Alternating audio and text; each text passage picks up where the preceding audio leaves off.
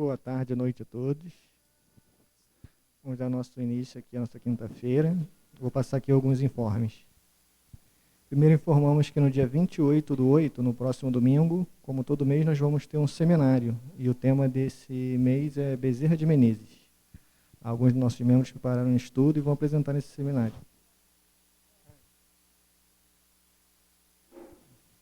Quem tiver interessado, fazer inscrição com o Eduardo, que sou eu mesmo.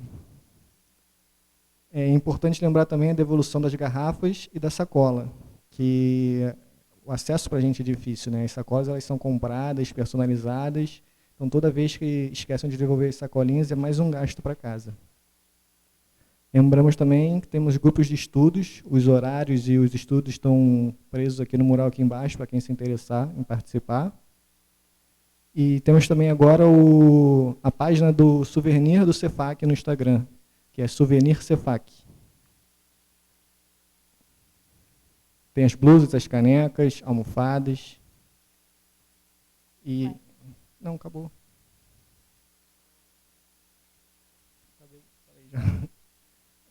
Agora eu vou passar para a Ana, que vai fazer a página de preparo e a prece inicial.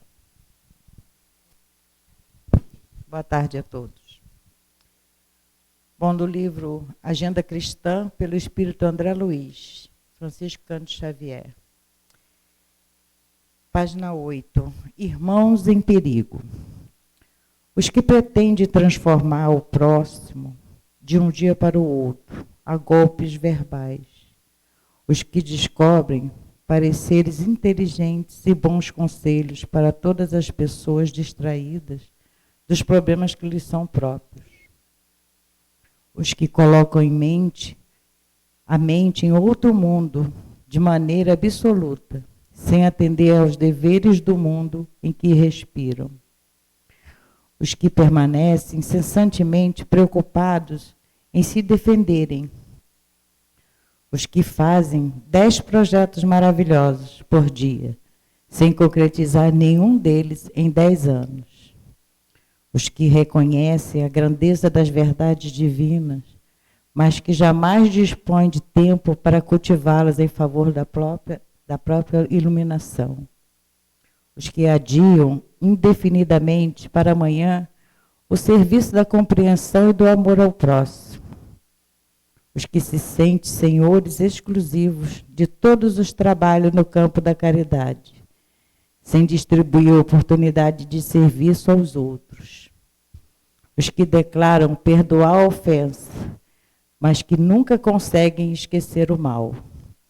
Os que encontram ensejo de se entediarem da vida. Bom, André Luiz, né, vem nos trazer, mais uma vez, abrir nossos olhos porque nós somos o espelho da vida. Nós julgamos, condenamos, e aqui é muito fácil a gente chegar aqui e ler, né? Mas a gente pensa no outro, a gente não vê que está tudo em nós, que nós somos o espelho da vida.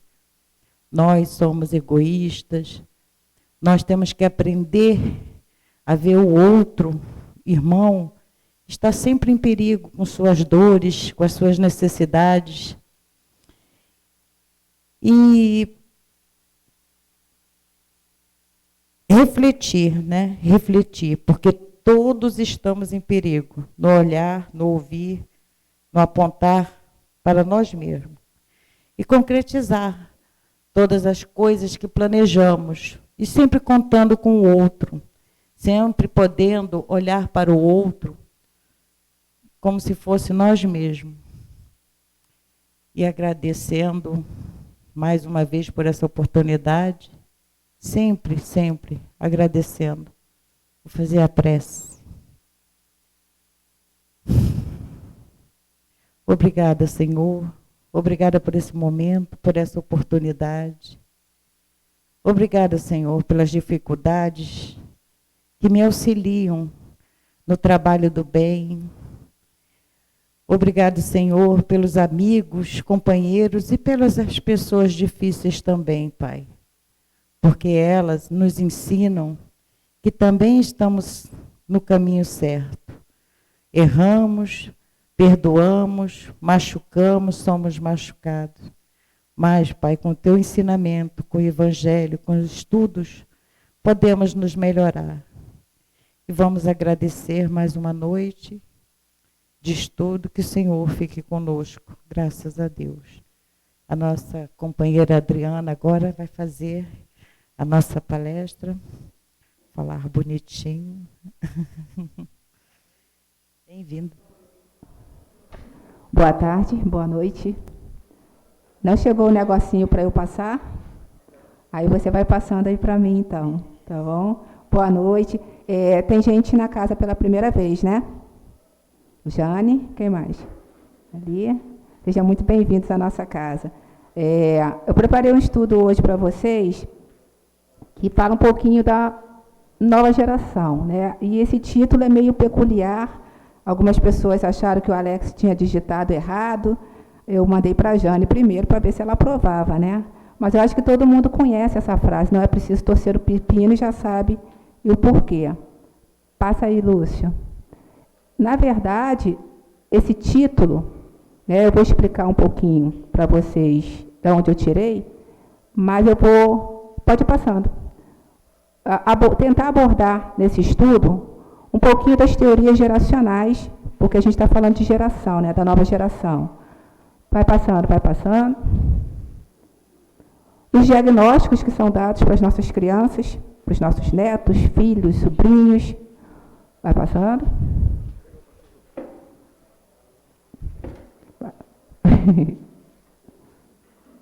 Vamos lá. Tem aí, Edu? Pode ir passando aí. Falar um pouquinho da regeneração, da lateralidade do cérebro, alguns casos atuais. Pode passar. Algumas recomendações educacionais para a gente. Já foi? Vamos lá. E aí, esclarecer esse título. Por que esse título? Eu tive a ideia, assim, nada realmente na vida é por acaso, né? Eu, quando comecei a pensar em fazer essa palestra, estava elaborando algumas coisas, minha irmã chega, semana passada, na casa da minha casa, foi Dia dos Pais, e ela falou, Adriana, você tem esse livro aqui? Eu falei, que livro? Meus Filhos São Espíritos. Aí eu falei, não, ela então toma de presente. E aí, quando eu abri, me ensina aqui, moça. Agora tem. Qual? Aqui, né? Beleza. E aí, quando veio o livro, veio parar na minha mão, que eu olho o índice, foi de cara, assim, esse título, que é um título retirado do livro Nossos Filhos São Espíritos, do Hermínio Miranda, que foi um grande espírita, né, um pesquisador da doutrina, e ele nos diz assim, há quem costuma dizer que é de pequeno que se torce o pepino, mas não é bem assim que funcionam as coisas. Isso não quer dizer, contudo, que a criança deva ser abandonada às suas inclinações, quaisquer que sejam, ou ao reverso, oprimidas ao ponto de ficarem sem espaço para a movimentação de sua personalidade. Né? Aí está o Hermínio. Então, foi de um título do livro dele que me veio a ideia de intitular o estudo de hoje, que a gente vai fazer. Ele nasceu em 1920, morreu não tem muito tempo, 2013. E quando a gente fala de nova geração, eu vou fazer um histórico rápido do que é geração, o que a gente está entendendo como nova geração, né? Para entender essa nossa. Né? Então, a gente tem que entender que, quando a gente vai passando de geração para geração, não há um limite muito definido de uma geração para outra. Né? Então, elas não são exatas, mas aproximadas. Os conceitos dessas teorias geracionais geralmente são usados pelo pessoal do marketing, de comércio. Né? E eu vou falar, basicamente, das últimas 5 gerações, de 1940 a 2010, que veio de um livro, né, de 2 americanos que falaram dessas gerações desde 1500 e pouco. Eles foram trazendo, mas eu vou falar um pouquinho só dessas últimas que a gente tem aí. Esse livro foi publicado em 91. A primeira geração, a de 1940, foi chamada de Baby Boomers. Né? E foi seguindo até 2010, dentro do que eles colocaram, a geração X, a geração Y ou milenial, a geração Z e a geração alfa. Tá? Eles foram dando nomes a essas gerações. A Baby Boomers, ela é de 46 a 64, é pós-guerra, né? E foi uma geração que valorizou muito o trabalho duro, porque passaram por dificuldades na guerra, né? Então, foi uma geração que herdou a preocupação com tudo, o medo, né, dos pais, que valorizou muito a estabilidade do trabalho. Hoje a gente está vendo que está bem diferente, o jovem procura um trabalho aqui, já está depois em outro, né, já não fica com aquela estabilidade, mas nessa época era muito valorizada. Tudo que era inovação, mudança, assustava essa geração, né, porque tinha o medo da instabilidade, né, de perder a estabilidade, e eles estavam sempre buscando essa estabilidade econômica, valorizando muito mais o que era material, tá? Segurando. A segunda geração, a geração X, são os nascidos entre 65 e 80. Eu acho que já tem uma turminha aqui, né, que nasceu, está por aí, né? Eu estou aí. Mentira, gente, eu nasci em 90.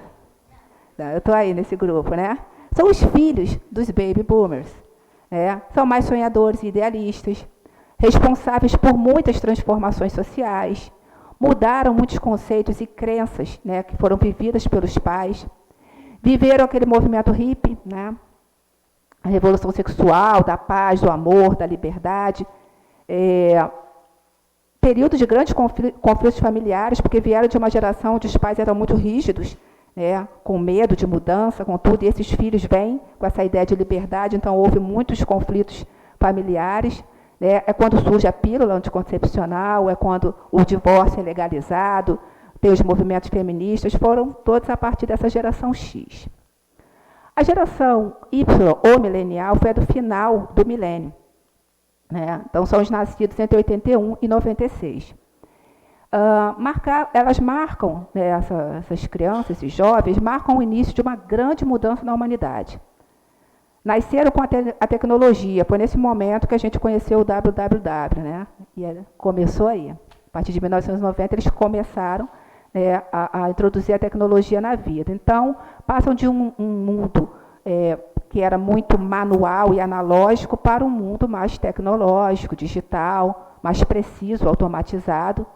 Mas eles são caracterizados de uma forma bem negativa, como preguiçosos, egoístas, insatisfeitos, fúteis, impulsivos, rebeldes, bagunceiros.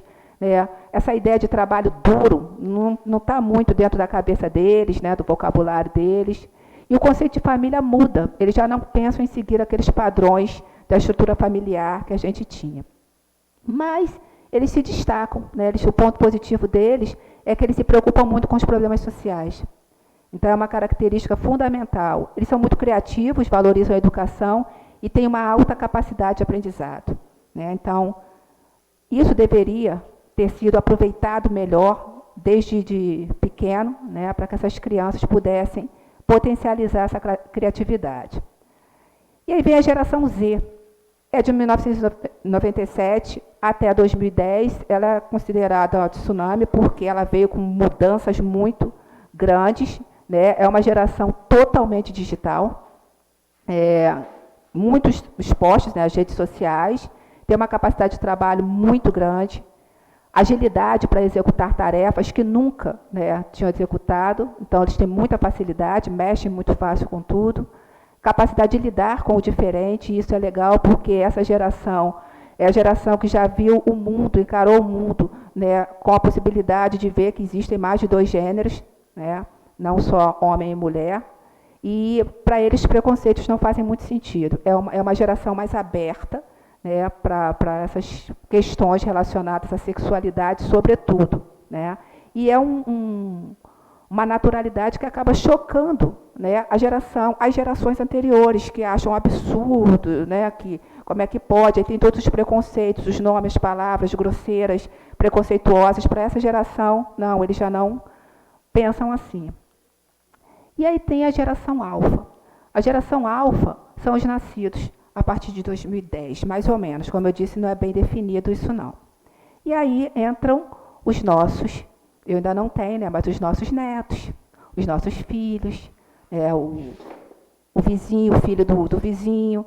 E quem é que não tem hoje uma história para contar de uma criança dessa geração que fala, meu Deus do céu, essas crianças já aprenderam, já nasceram falando, nasceram com dente, já nasceram mexendo no celular, eles falam coisas, todo mundo tem uma história para contar dessas crianças. E aí, o que está acontecendo? Por que essa geração veio assim? É uma nova geração, né? São características ainda em construção, tá? Por isso que é a partir de 2000, sei lá, 5, 10, mas a gente ainda está construindo as características dessa geração. Mas eles são muito curiosos, né? Estão concordando aí? Estão pensando numa criança que faz parte da sua vida? A gente tem, né, mãe?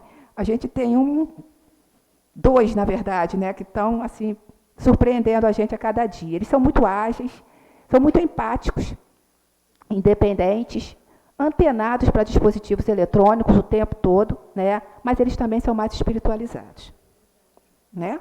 Você tem também, né? Pedro, né? Bom, na Gênese,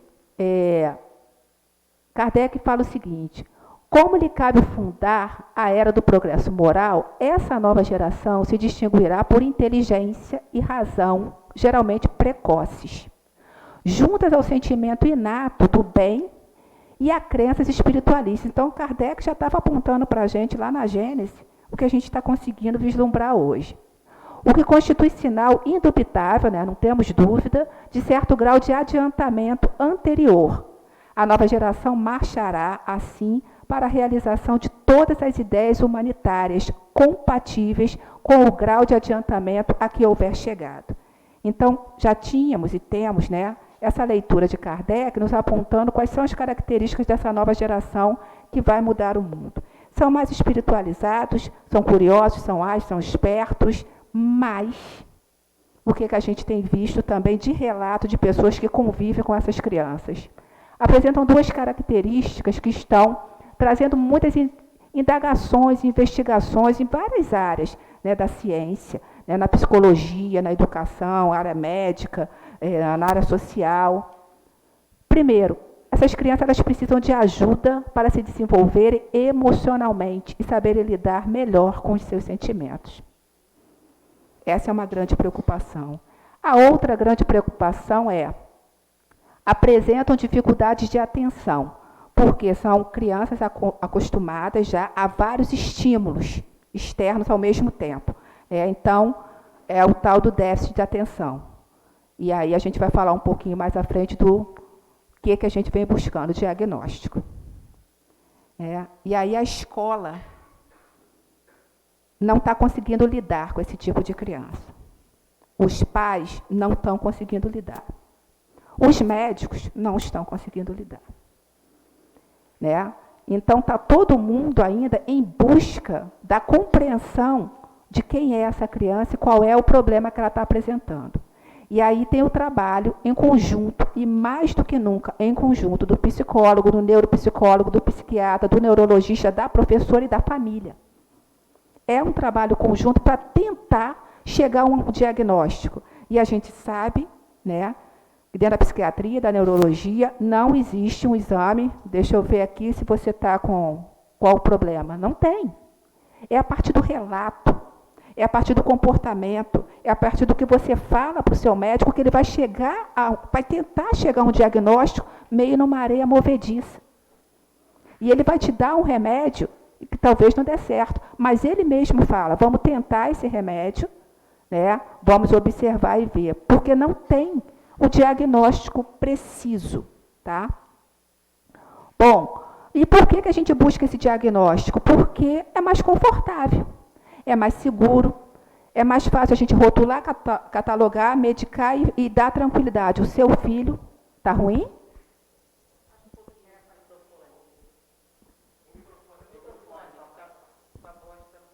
Bota mais para cá ou mais para cá? Assim? Obrigada, Alex. Assim? Eu nunca usei isso, cara. Eu nunca usei esse microfone. Melhorou? Então, vamos lá. Então, por que então a gente busca esse diagnóstico e quando o médico nos dá esse diagnóstico, parece que a gente Meu filho é autista. Ah, isso é um problema, mas agora eu sei o que ele tem. Então a gente busca o diagnóstico para se sentir mais confortável e buscar, né, o tratamento para aquele diagnóstico. É preciso estar no controle, então, mesmo quando não se consegue explicar determinados comportamentos. Então, o médico, você chega para ele e fala: meu filho apresenta esse comportamento. E aí ele vai ouvindo. Chega um momento que nem ele mesmo sabe como lidar com aquele determinado comportamento. Porque as crianças estão apresentando comportamentos diferentes da geração anterior. Em geral, o diagnóstico é autismo ou TDAH. Aumentou de forma absurda, nos Estados Unidos, sobretudo, e no Brasil, o diagnóstico de autismo e de TDAH. Na verdade, vem preocupações com esse diagnóstico. Aumentou demais. E aí, peraí, será que é isso mesmo? Ou só estão dizendo que o meu filho é autista para me dar uma segurança, para eu ficar confortável e buscar o tratamento? Agora, qual o tratamento? O tratamento medicamentoso? Qual? E aí devem todos ter ouvido falar da tal da Ritalina, né? E aí começam a dar Ritalina de forma indiscriminada para que aquela criança que é hiperativa, e ali você está matando os desejos, os sonhos, a criatividade, as percepções dessa criança. Ele vai ficar calmo, mas quando o efeito do remédio acabar, ele fica agressivo. É um círculo complicadíssimo. Bom, na verdade, esses espíritos, eles são diagnosticados como hiperativos porque o cérebro dele armazena e processa informações na velocidade da luz. É muito rápido. É tudo muito rápido na cabeça dessa criança. Então, por isso, ele é considerado hiperativo. E aí a gente dá o remédio para diminuir essa velocidade, ao invés de buscar alternativas para trabalhar melhor com essa velocidade. Porque eles são assim. Eles não são anormais. Eles não são doentes. Eles só são diferentes da geração anterior. Eles são considerados autistas porque eles são espíritos que estão em um processo de reorganização, prestem atenção, das relações harmônicas dos campos energéticos e desses campos eletromagnéticos. Por quê? Do cérebro, é claro. Porque são crianças tão espiritualizadas, né, de nível moral, muitas vezes, né, não só, mas muitas vezes tão à frente do nosso, que para reencarnar nesse corpo agora, é como se ele estivesse colocando uma camisa de força. E quando ele nasce e vai crescendo, ele ainda tem que pensar na adaptação a esse mundo. E aí essa criança começa a ter comportamentos de silêncio, muitas vezes, de observação, ele é autista. Nem sempre. Nem sempre. Para a gente dar o diagnóstico de autismo, a Norma é psicóloga, ela sabe o trabalho, não é, Olívia, que se tem que fazer, uma bateria de exames para dizer que uma criança é autista. Eles são simplesmente a nova geração, eles não representam o fim do mundo, porque eu já ouvi muitas pessoas falando: meu Deus, é o fim do mundo. Não, não é o fim do mundo, é apenas o fim de um mundo. É um novo mundo. Tá? Obrigada. Eles são espíritos que abrem as gavetinhas do cérebro de forma não linear. Porque a gente está muito acostumado com tudo muito certinho, de forma linear, e eles são assim, ó. Eles abrem várias gavetas do cérebro ao mesmo tempo. Eu vou mostrar o cérebro para vocês, o que a gente faz com o hemisfério direito, o que a gente faz com o hemisfério esquerdo. Eles estão fazendo tudo ao mesmo tempo.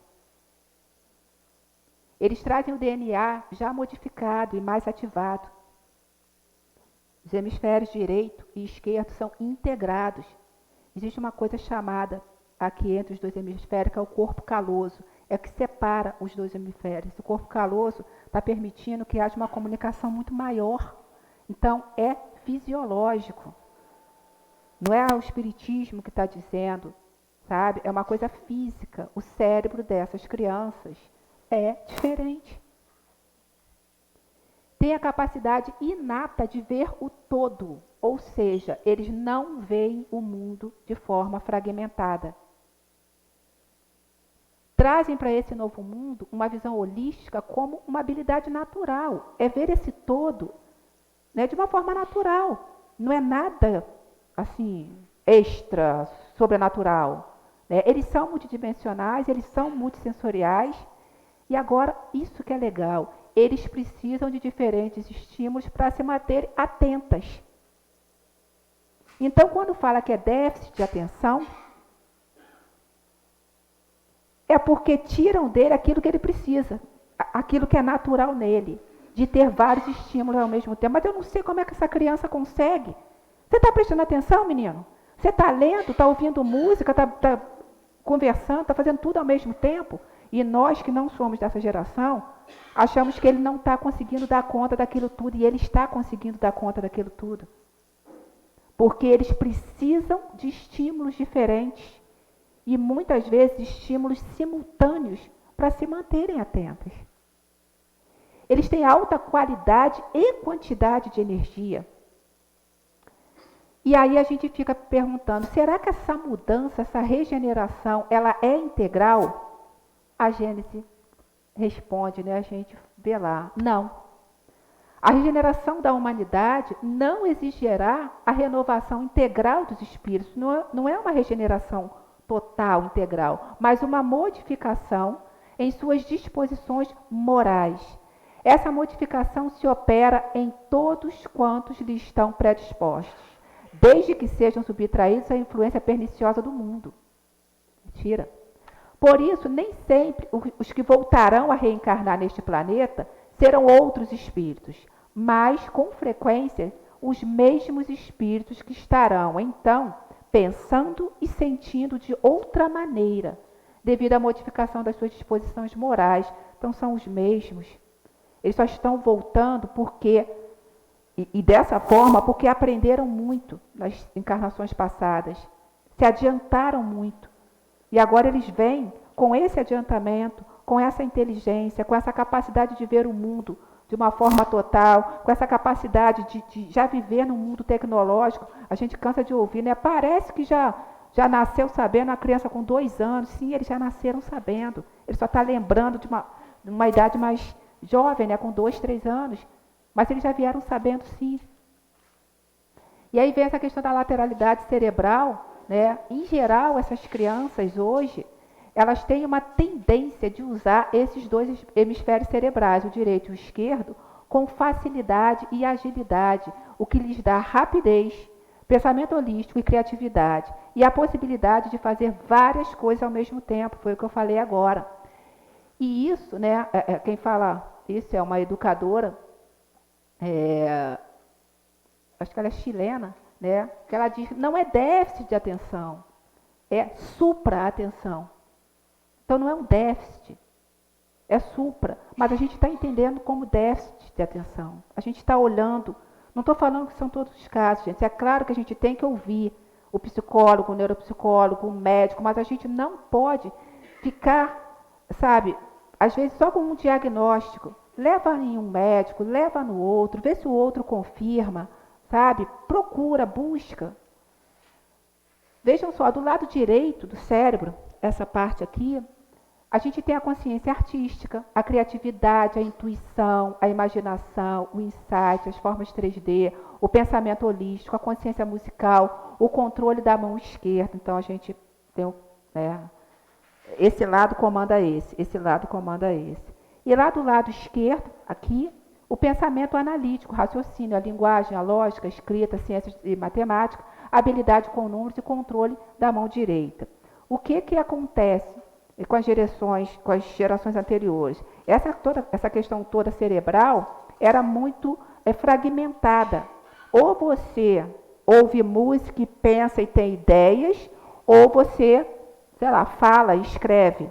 É como se o seu cérebro tivesse, abre essa gaveta, fecha, abre agora essa, fecha, abre e fecha, que você fosse assim. E agora nós, gavetinhas, estão abertas, juntas.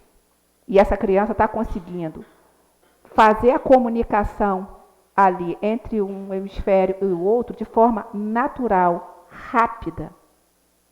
Volto a dizer, nasceram assim.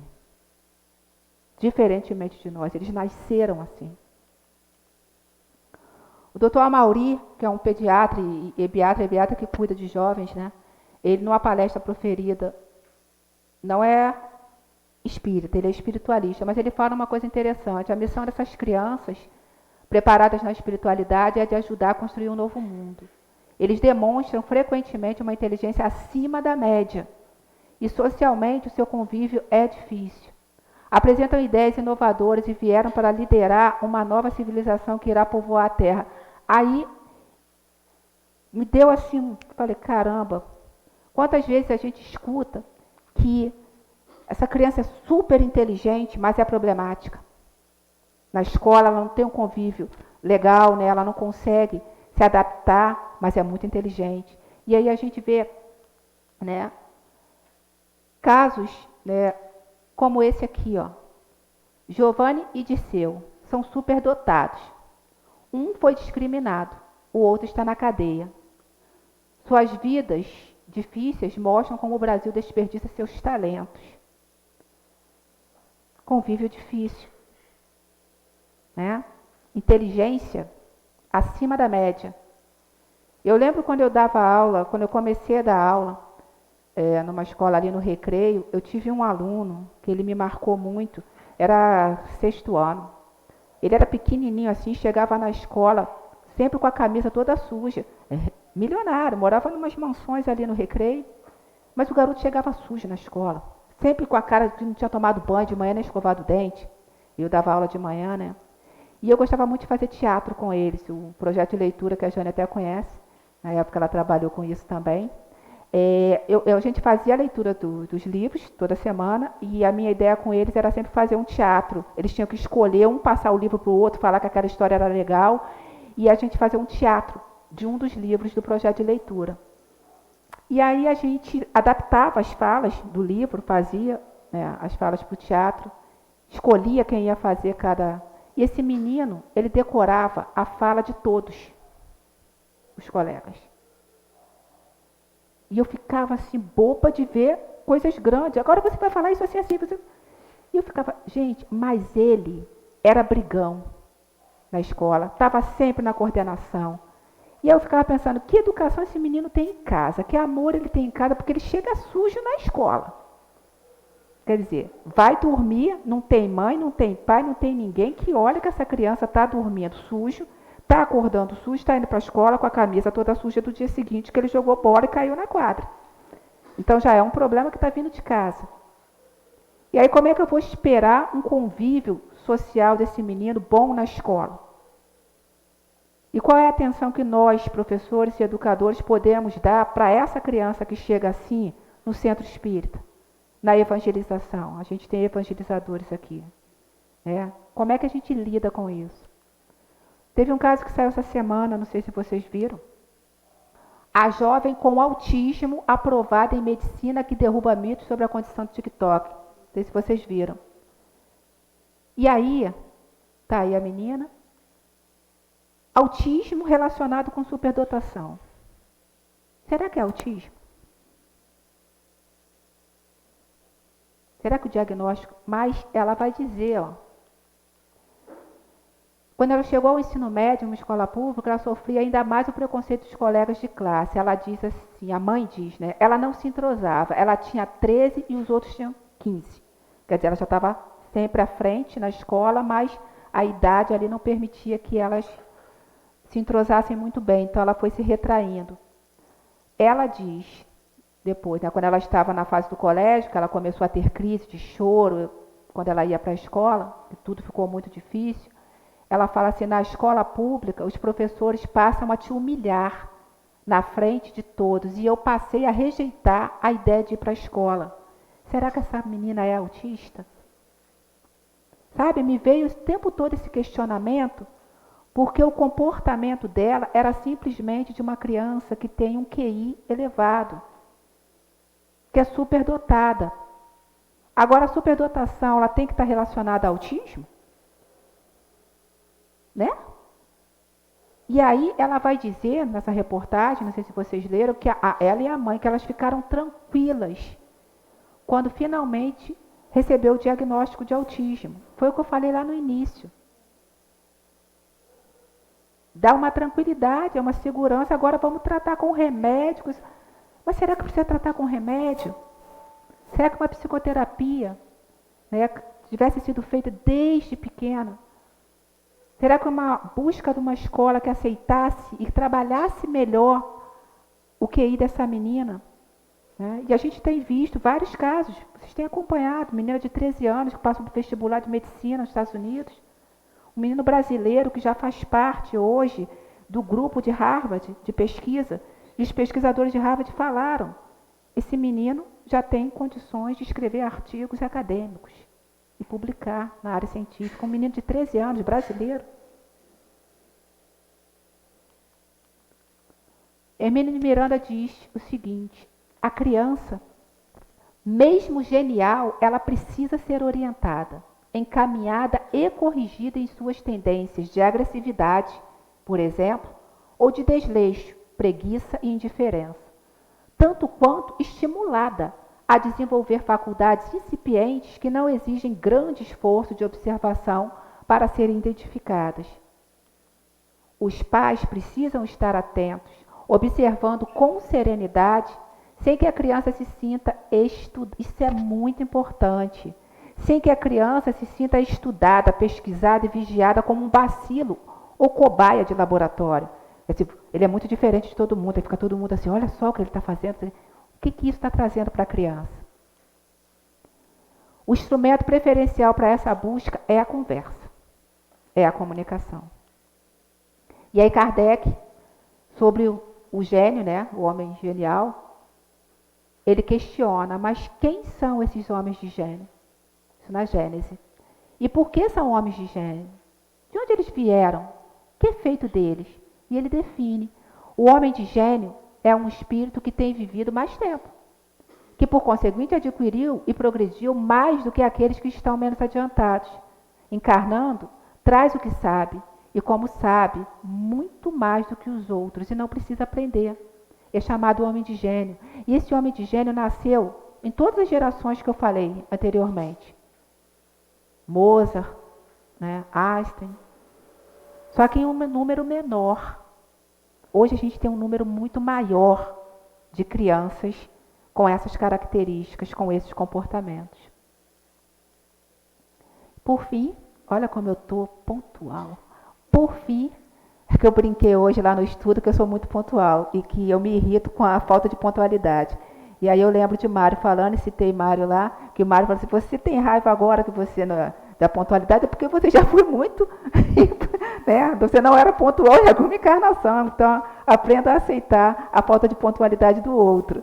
Então eu aprendi com o Antônio Mário isso, e é exatamente, a gente tem que aprender a compreender. E eu falei, a gente precisa emocionalizar, entre aspas, né, a razão e racionalizar a emoção para a gente buscar o equilíbrio. Né? Miranda diz para a gente o seguinte, não digamos que é de pequeno que se torce o pepino, nem que pau que nasce torto nunca se endireita. As frases comuns do nosso dia a dia, né? Nada disso. Não é preciso torcer o pepino, basta regá-lo com o orvalho de nosso afeto, evitando que predadores ou pragas o ataquem. Eu achei muito linda essa colocação dele, dizendo que a gente só precisa regar esse orvalho com afeto.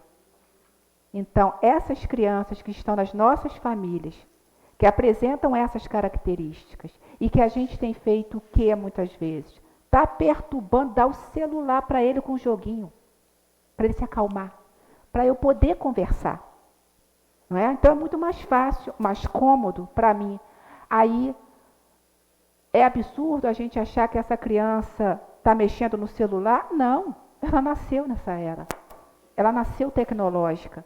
Ela nasceu com facilidade para isso. O que eu não posso é permitir que ela fique o tempo todo no joguinho. Ou fazer com que ela utilize a tecnologia a favor dela. Então, eu tenho vários joguinhos educativos que eu posso fazer com que essa criança desenvolva a competência para esses jogos educativos, ao invés de ficar vendo qualquer coisa que não vai trazer nenhum benefício para ele. Pelo contrário, vai trazer prejuízos. E para nós, pais, avós, tios, a gente só quer tempo para conversar, porque a vida está corrida, e aí eu estou com a minha mãe, eu preciso conversar rápido com a minha mãe, e o sobrinho está enchendo o saco, né? Dá o telefone para ele. A senhora sabe, né, mãe, que é assim, né? Infelizmente. Estou falando porque está acontecendo na minha família. E eu acredito que nas famílias de muita gente. É mais fácil a gente podar, né, essa capacidade que essas crianças estão trazendo, porque é como diz essa música que vocês vão ouvir agora, e foi essa música, quando eu estava preparando esse estudo, eu lembrei que essa música fez parte do primeiro sarau de música e poesia que a gente fez aqui no Cefac, e mês que vem tem, tá, gente? Sarau de música e poesia. E eu coloquei essa música na primeira vez que a gente fez o sarau aqui. É o Jardim que se renova, e vai falar dessas crianças que são bússolas de luz. Então, o valor que a gente tem que imprimir nessas crianças é um valor muito maior do que a gente possa imaginar. Não é querer tratar essa criança dessa nova geração como nós fomos tratados. Porque na minha época era assim. Era assim, não é mais, pai. E não é batendo, não é com violência, não é colocando com o castigo que você às vezes não pode cumprir, né? Vai ficar 2 dias sem o celular. Não vai, gente. Não vai ficar 2 dias sem o celular. Porque se ele ficar 2 dias sem o celular, isso vai dar problema fisiológico. Porque a raiva dele, né, o sentimento, a emoção que ele vai ter, vai criar doença. A gente estudou isso agora lá embaixo. A gente falou sobre isso lá embaixo agora no curso. Então, eu quero criar boas emoções. Então, eu preciso conversar, fazer com que ele entenda. É difícil? É difícil. Mas nós nos comprometemos a receber essas crianças, que façamos o nosso papel. Posso colocar, Lúcia? Só tocar? Vai entrar? Não, não vai entrar.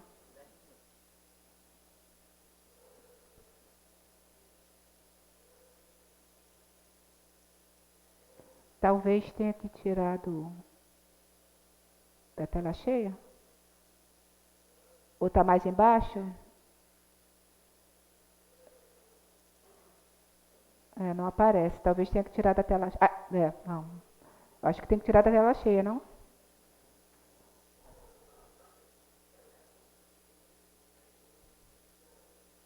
Preste atenção na letra, é muito bonita. É simples, mas de uma beleza singular.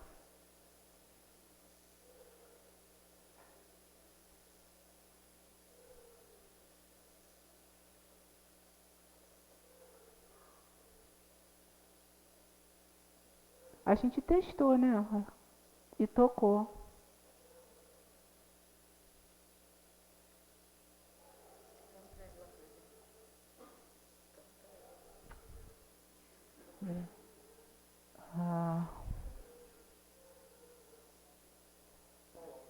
Será que com o meu pendrive? Hã? Pode ser, pode ser.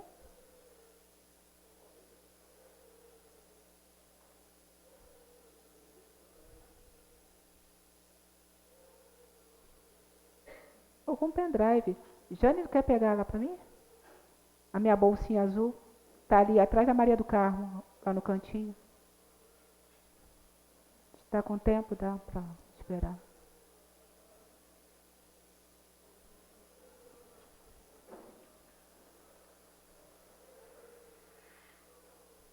A gente precisa ter muito cuidado. A criança, geralmente, que é considerada autista, ela demora a falar, às vezes, né? Ela tem um processo que é dela, né? Esperar. Né? A gente é muito ansioso, a gente quer que aquela criança tenha o comportamento que as crianças da nossa época tiveram, sabe? Não, ele tem o tempo dele. Achou, Jane? Ele tem o tempo dele.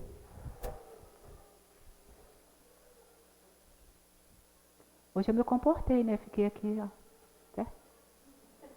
Porque eu fico andando para lá e para cá. Mas eu tô aqui, né? Não, botaram isso aqui, ó, para a gente não passar. Se eu não tivesse aqui, ela estava para lá e para cá.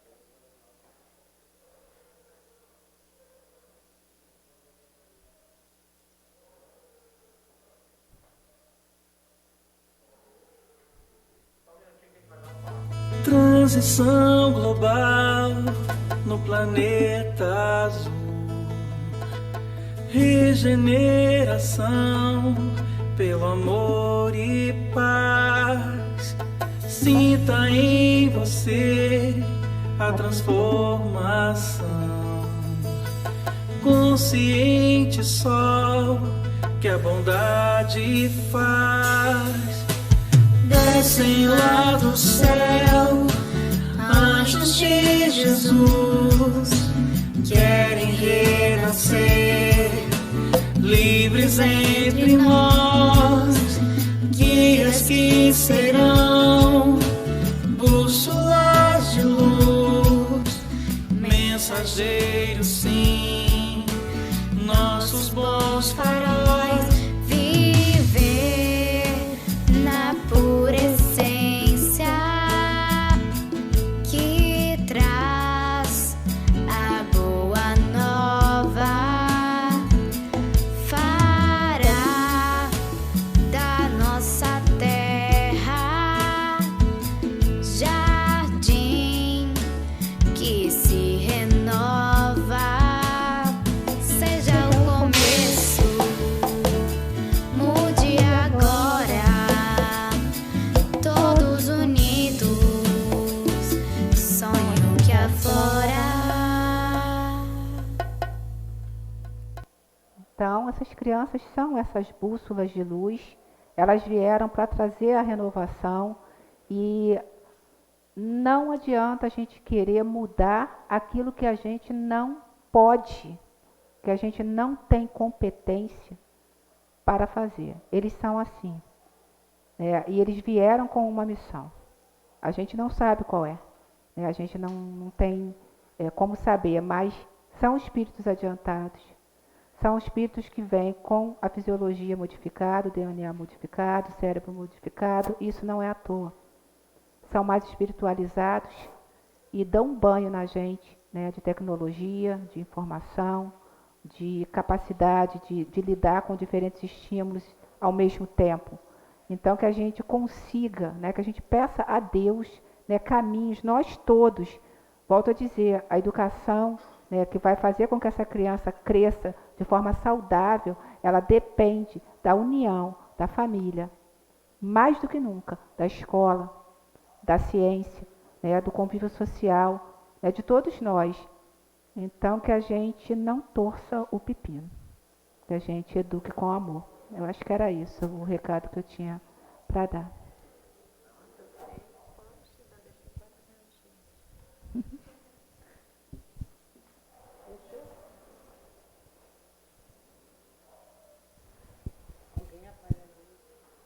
Apagar as luzes.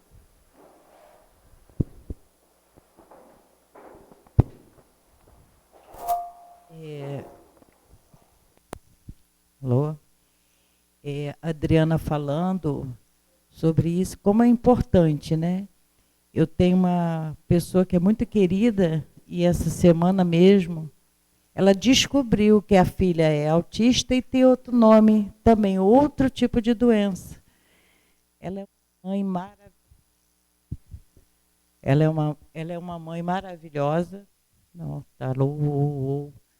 Uma mãe maravilhosa, cuida da menina 24 horas, não tem tempo para nada. E essas informações servem para todos nós, né? Quem não tem uma pessoa conhecida, um parente, que tem um problema desse. Seria muito importante ela estar aqui, né? Agradecida, viu, Adriana? Muito bom, muito lindo. Bom, então vamos agradecer a Deus, né? Por esses momentos, por essas oportunidades, por esses ensinamentos. Jesus, te pedimos, Senhor, Fica conosco todos os dias, Pai, nos auxiliando para que possamos nos melhorarmos.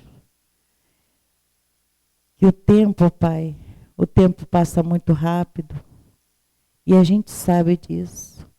Então vamos trabalhar, vamos nos fortalecer nos trabalhos da casa, ajudando, amparando aos irmãos que aqui chegam, com auxílio da espiritualidade desta casa, irmão João e todos aqueles médicos, companheiros que aqui se encontram, que possamos nos envolver no trabalho.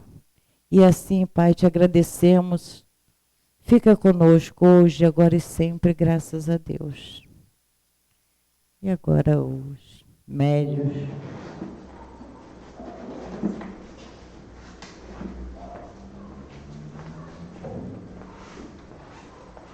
Só um minuto.